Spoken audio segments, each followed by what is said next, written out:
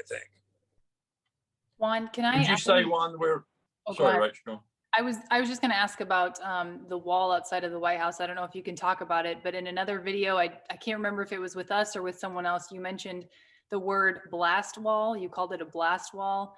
I noticed they painted it white. On Telegram, a lot of people on Telegram were curious what what those little lights were in the windows in the upper level. Can you give us any insight as to what that would be? Well, I know all the speculation that's out there and everything, but it certainly isn't what most people anticipated that it was or said.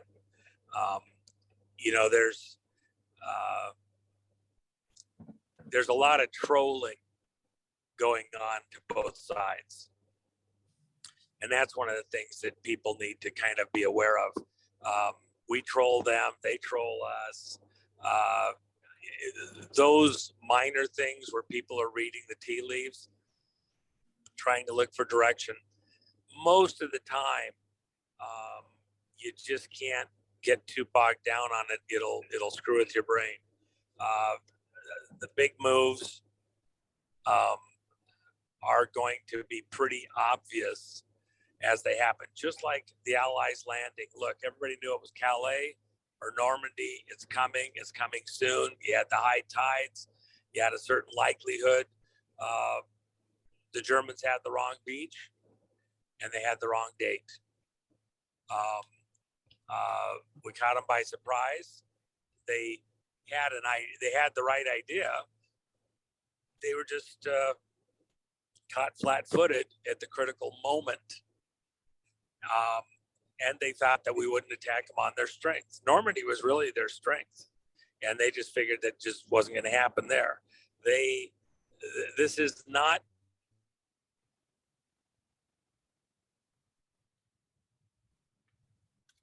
when you have a great footballer, he'll make the tiniest move, body, head,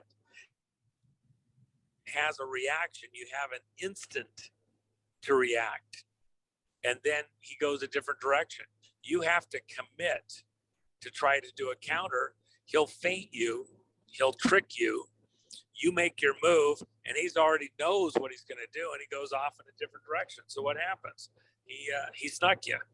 Okay, well, that's what's happening here.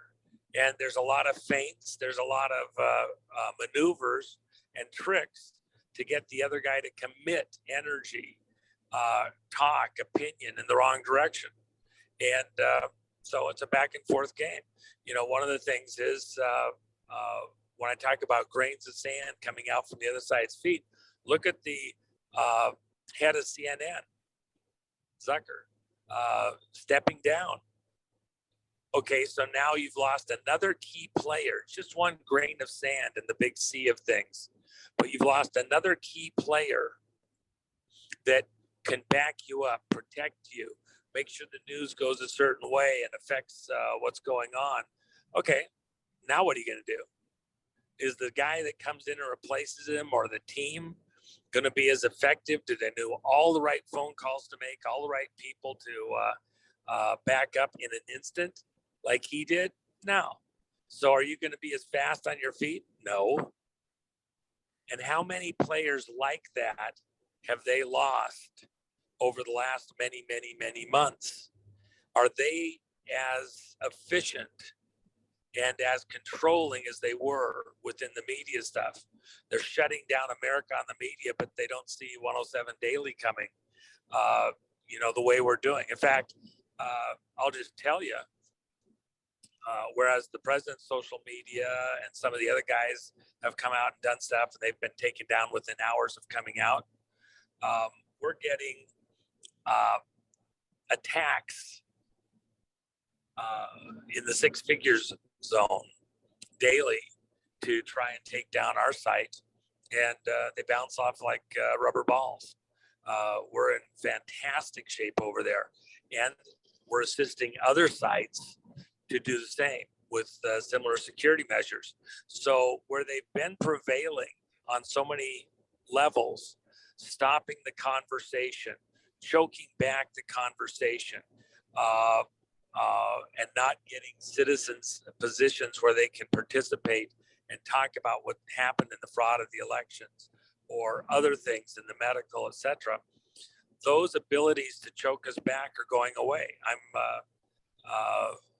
assisting with the election integrity hearings around the country that came from work I was doing with the SOS stuff. Those hearings, now I just got word from my staff this morning that we now have 20 coming in the next couple of months. And those hearings are becoming much more complex by the day.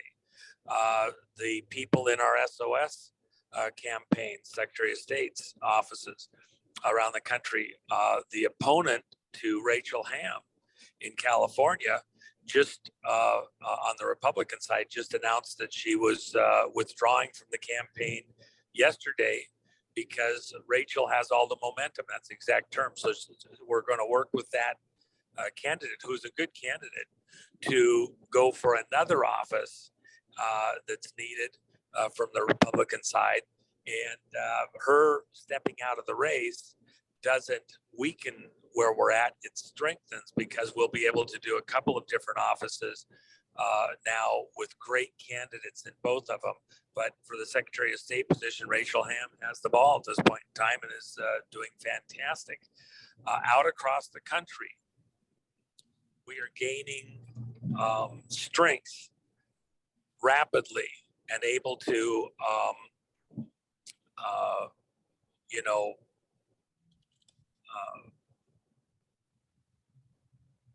come in and provide a strong challenge to what has been very simple, very easily done by the Democrats, or as I would say it more accurately, these globalists who have been manipulating the way the elections and the money for the elections and the media supporting the election process and the conversations have been able to run roughshod over the country up to this point in time.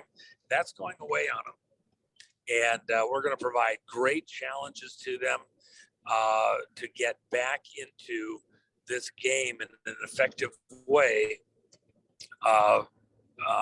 in the near future. And then retroactively, a lot of those offices they thought they held and it wasn't going to matter. We weren't going to get them. We're going to flip those. And it's not the presidency. I'm not even worried about the presidency. When's Trump going to be back? When's Trump going to be back? When's Trump going to be back? You're not understanding the game. It's not about him coming back as president. It's about him being revealed in a commander-in-chief role at the critical moment to get control of the country back as needed.